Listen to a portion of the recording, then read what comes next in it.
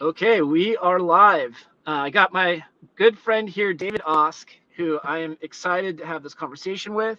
It's Friday out here in California. It's 1:45 where David's at. It's 3:45, just in case anybody wanted to know the time. And man, it's gorgeous out here today. I don't know what it's like out there in Nashville and Tennessee, but it is just a beautiful day here today. Yeah. Wanted to talk about power of your environment, right? Something that really, when I was a counselor in grad school, I had a chance to do some work in the College Counseling Center at Azusa Pacific University, and there was something that happened right around holidays that was just really eye-opening and fascinating. And I happened to go to a grad school that had a family systems approach, right? So we were aware that your family system creates like an equilibrium, right? It creates this, like, families want homeostasis, predictability, and so you get certain roles. There's almost like this desire to want to like put people in, like, kind of to understand this is your role within the family. And I know this, and yet I still sometimes feel this with my kids, right? Like my daughter, this is who she is, and this is my son. And so I have to catch myself, right? And at least trying to allow them to blossom and figure out who they are, and put them in roles that are empowering for them. But at APU, the College Counseling Center, we would see this massive increase for crisis counseling right around holidays, and we'd see it consistently. And what the concern was is we had these college students who, while they were at school, they felt like they dealt with conflict with their roommates in a way that was age appropriate. They felt like they were independent, they were autonomous to making these decisions. And then they would go home for the holidays, and they're like, the minute that I would walk in the door, it was like suddenly all that autonomy was gone. And I felt like, and they often had a very specific age. They would say, I felt like I was, 7 years old again, or 10, right? And nothing I did was good enough, and I'm throwing tantrums. And it was like, and they felt like they had almost no control over it, right? Their environment is so powerful. Their association with that environment was so powerful, and it would take them often several weeks in going back to school to kind of recapture that sense of who they were, and being able to make autonomous decisions again. And Yeah. so, it's amazing here at the age of, 42. I can still feel it sometimes around my family of origin, right? There's still this pull sometimes of a certain way that they see me. Some of that's really healthy and some of it's good, but there are dynamics, right, of this is who I am within my family system, Yeah. and how that really can ingrain. So, David, what do you have to say? What have you noticed about kind of, whether it be family environment, work environment, the music environment, about the pull that has on you? And I don't know, Yeah. what do you have to say about this? I remember, when I went through, your course, the Authentic Growth Blueprint last year. I when you use the word in within relationships, the word homeostasis, right? We kind of think of that as more, I don't know, scientific, or that kind of thing. And what was fascinating though is I started kind of picturing myself in all of these different roles, and especially when I was younger, right? You want to fit in. You don't want a level of anxiety or feeling uncomfortable in any way. So what do? You try to find that role as soon as possible to kind of make things work. And of course, when you're younger, you don't really understand, who you are, that kind of thing.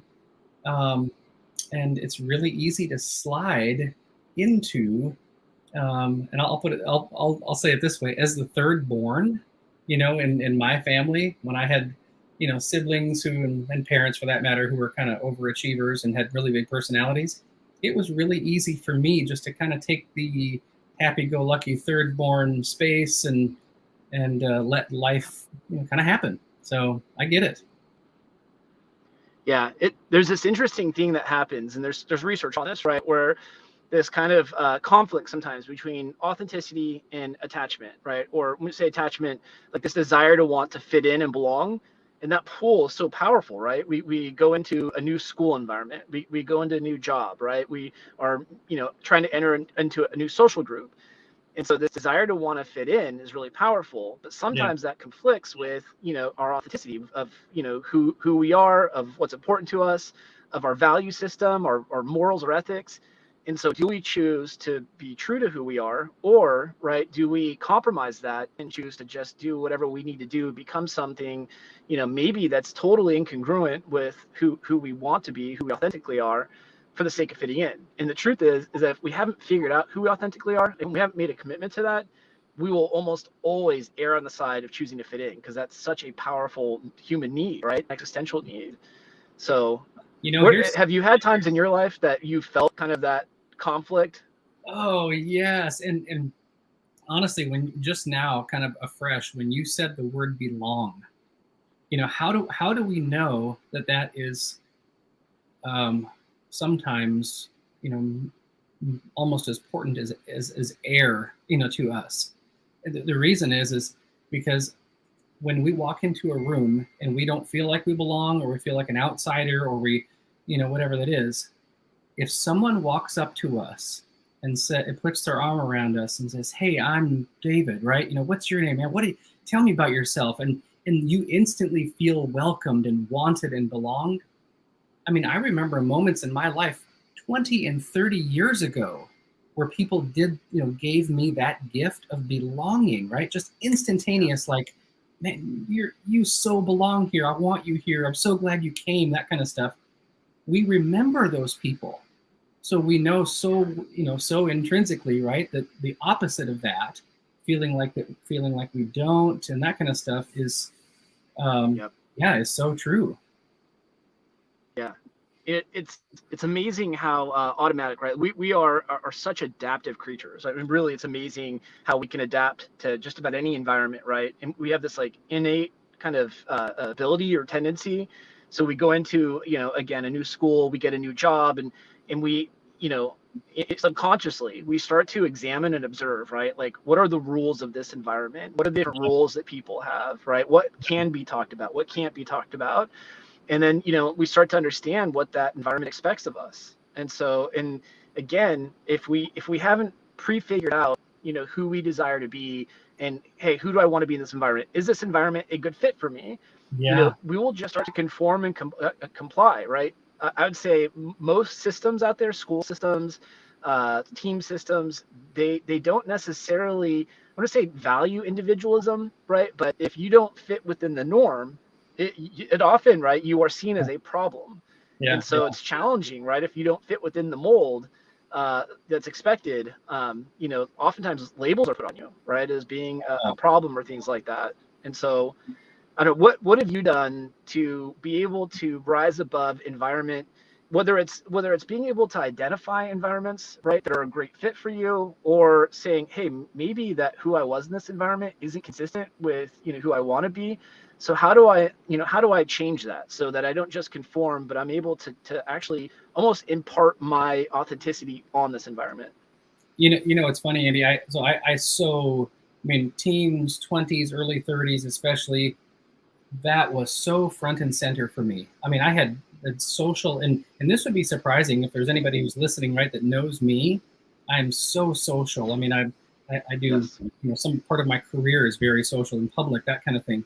But I remember having such social anxiety, early on, because I kind of lacked, a real deeper understanding of who was showing up in that room. So then I was desiring so deeply, other people to kind of give me that feedback and say, "Hey, you're okay, man. Just relax," that kind of stuff, or "You're wanted," or the applause even. And what I found, of course, is now that I really understand, who I am at my core, what motivates me, and the impact that I want to have. I'll be honest with you, and I actually talked to my son about this quite a bit. He's 16, and I'll kind of put words in his mouth like, "Hey, Parker, when you enter that room, I want you to own it." Meaning, if there's a discussion happening with your friends, or if there's something going on there that is not great, I said, feel free to impart the best part of yourself to fix it and to make it right. And Awesome. So quite often, when I'm walking into a room right now, I'm not reading that room any longer. Mostly in part thanks to you, by the way. I'm not walking into any room just thinking pick me. I know exactly the desired impact that I want to have on other people, the types of conversations that I want to have, those types of conversations that bring me a lot of joy and kind of make my my courage rise, that kind of stuff, and how I want to leave those people better than when I found them. That's so important to me. And the contrast from where I was, in the past to where I'm at now is this sounds maybe a little over the top, but I'm going to say it anyway. It feels almost intoxicating. Like I can't wait to be more of me in that space, because it just feels great, because I know that I'm going to leave those people way better than I found them. And it makes me feel great about just being the best version of myself. So does that make sense? It makes sense. It's funny. I use the word amplifying a lot, which is probably like, when you say intoxicating, Yeah. in the sense of, really, I feel like it elevates or amplifies, uplifts, right? Like the best parts of me. So totally get. Tell me if you're surprised by this. I've obviously we've talked a lot about authenticity. I've written about authenticity and autonomy, and in one of the definitions when I was writing something on autonomy recently, I think it was like the Webster's dictionary, right? Autonomy has this connotation of moral agency, right? And so there's a sense of that we are most autonomous when we feel like we are making decisions that align with our morals. And then I read a study on authenticity where the researchers had these people write about a time that they were inauthentic, right? They had a journal about it. And then afterwards, they were given a list of words to kind of write down or circle what they were feeling. And overwhelmingly, there was a sense of being morally impure, of being somehow, it wasn't sinful, but they felt this overwhelming desire to want to do something virtuous, right? To kind of make up for it. And so the research was saying that authenticity really should be thought of as a moral construct, right? And so the reason why I bring this up is it relates to, I think as we go into environments, do we have a strong sense of what our values are? I think that is the key, right? To really going into places and being able to rise above. Do we know who we are in advance? Do we understand the virtuous or moral, kind of foundation of who we are? And if we know that, then it's easier to be able to say, that's not consistent, right, with who I am, or, that is. And how do I not allow myself to compromise those things? Because when you do, it has like a impact on your soul almost, right? You are. So I don't know. Are you surprised by any of that? What's your thoughts on that? No, I think I just lacked awareness around all of this stuff, right? I had all of these emotions happening. I had kind of this, I don't know, this internal angst going on for so many years, but I didn't even know that, what was really happening, and that I was kind of fighting something that I didn't, fighting a battle that I didn't realize in some level that I was fighting. I didn't realize that that you could really have radical clarity and certainty around who you are, the impact that you want to have, and at the same time, not have a sense that I have to have an impact or I have to do these things. There's this relaxing into this comfort, just feeling comfortable in your own skin, right? If you're in a room where there's some people here that maybe I don't gel with, or they're that kind of stuff, you don't feel like there's a sense of urgency around anything. But when you engage with somebody, even that you don't know, or that you think, hey, they're different than I am, like we may disagree on a lot of things. What's fascinating about what you said about the virtuousness, I've never really heard that, where authenticity is kind of a moral construct. But it's fascinating because when you bring your authentic self to somebody in a way that is respectful, where you're listening, you're understanding that they have greatness in them, and you're wanting to in whatever level leave them better and lift them up, but at the same time understand I can learn from that person and I can see a different viewpoint, and you tend then to have a more beautiful and kind of a powerful exchange. And I don't know, does that make sense?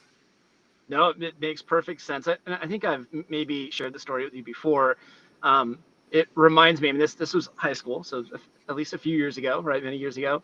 But I remember it was the first day of high school, right? And I happened to come, we went to a massive high school. It was like 4,000 students plus there. And we had, I think, 3 lunches. And I came from like the smallest feeder school of the several junior highs that fed into the school. and I didn't have the lunch with any of the people that I knew. And so I remember literally looking around saying, oh my God, who am I going to eat lunch with? And so I went up to a table, a group of people I didn't know. And I said, do you mind if I sit here? And they said, yes, we do. That seat saved.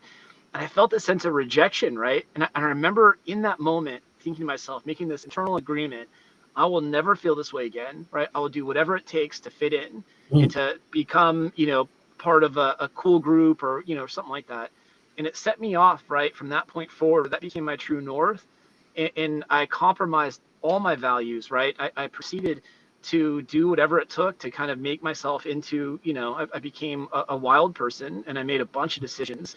And I didn't know how to get back onto that path of true north, right? And so it was really, high school was a painful time, struggling. I would be at parties, and I actually made my goal, come true, where I was part of the popular group, and I was at all these parties, and I'd be surrounded by people, and somehow I often felt like I was the loneliest person in the room, right? Because my goal was approval, I became whoever people needed me to be in the moment to get their approval, but I lost any sense of self, and I was always terrified that at any point people were going to like pull the mask off and be like, wait, you're this person with that person, you're this person with another person, and that imposter syndrome, right? I felt like a fraud. And so the ability to get back to saying no, I don't want to do that again. I don't want to compromise my values, because that led me into some really dark, lonely places despite being surrounded by people. So if you had to give advice to someone, like if somebody is listening right now and you are trying to say, hey, here's a way to be able to rise above, if there's an environment that you're in, right, that you feel like is not bringing out the best in you, if you're trying to find an environment, right, that is going to bring out, right, where you it's an authentic fit, I don't know, what advice would you give them? Yeah, real quick here, I just want to say back to your lunchroom story. That's so powerful, and I think everybody can relate to that.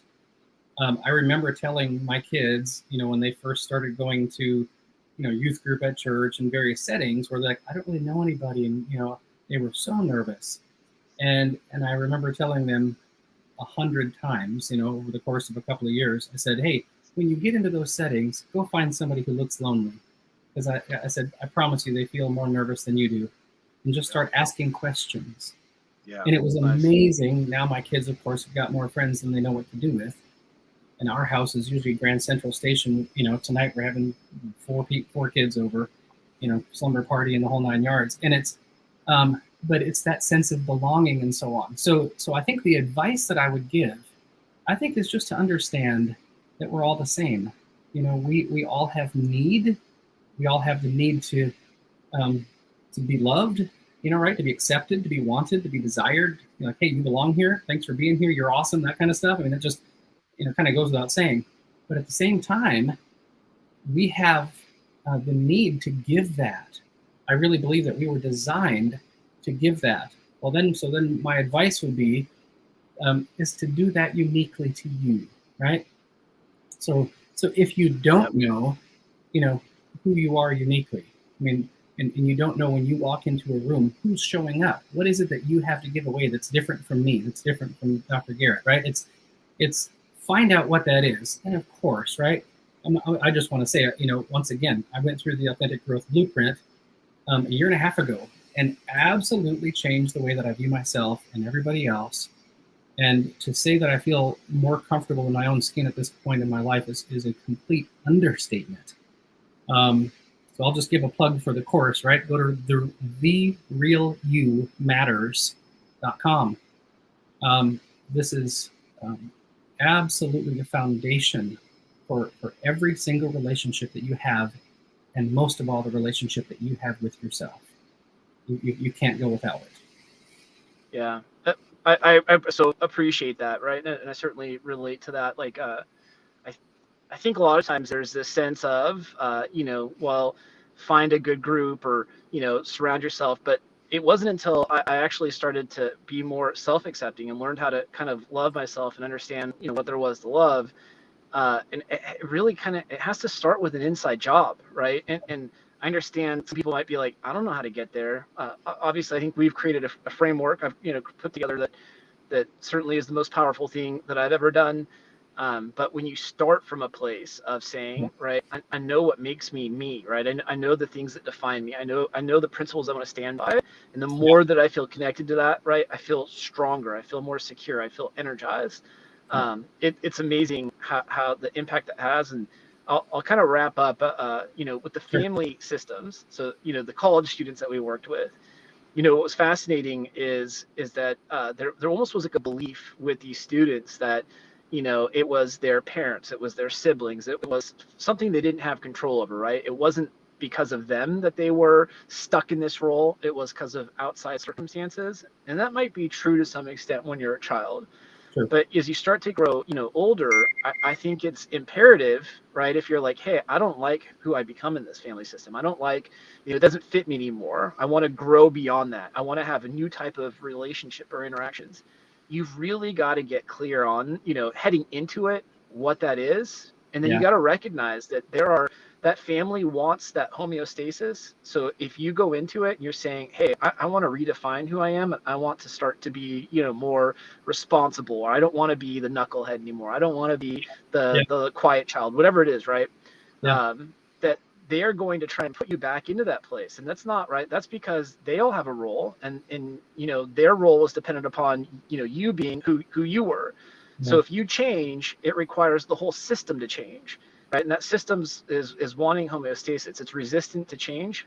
And so you've got to stick with it. You've got to recognize, hey, I don't need for them to agree, right? There are mechanisms in place to kind of put me back into, where they expect me to be.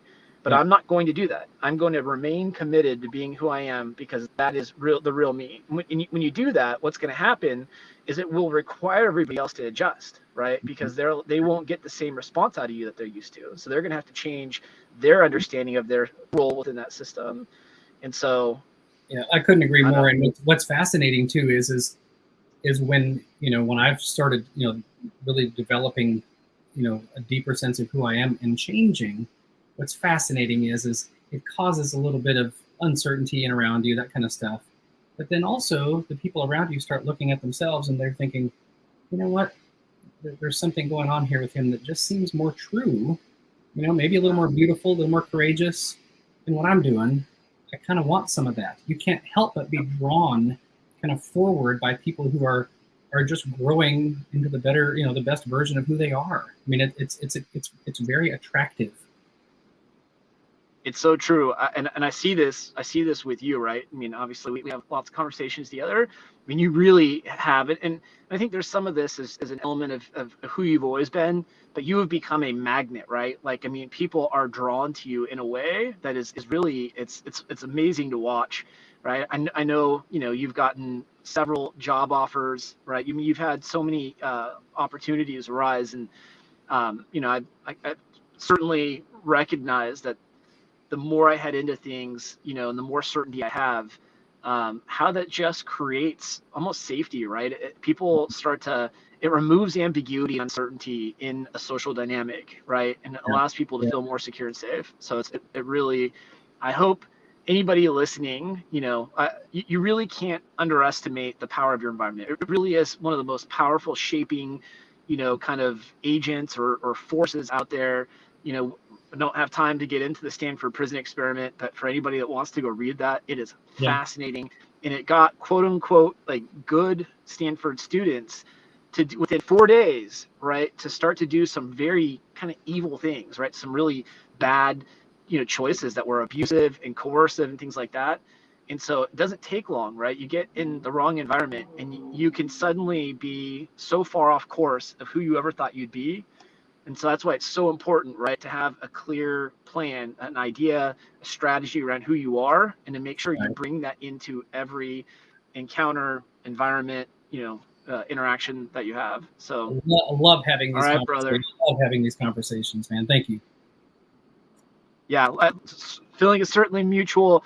And obviously, we hope for anybody that might get a chance to listen to this, there's some real actionable, some practical, content here. And if you have any questions, if anybody's like, man, I want more, or can you give me, some more information? Anyways, please hit either David or I up on this. We'd love to get a chance to interact. We're all about impact and value. So All right, everyone. Hope you have a phenomenal weekend. Yeah. Thanks, Andy.